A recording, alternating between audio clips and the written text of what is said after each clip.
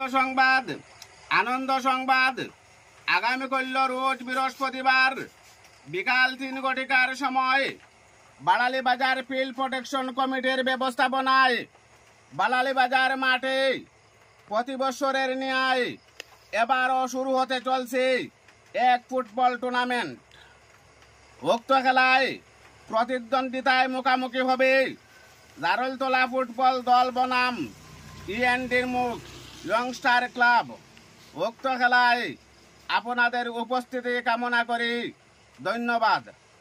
প্রতিদ্বন্দ্বিতায় মুখোমুখি হবে জারলতলা ফুটবল দল বনাম কৃষ্ণপুর ইয়ংস্টার ক্লাব। উক্ত খেলায় আপনাদের উপস্থিতি কামনা করি।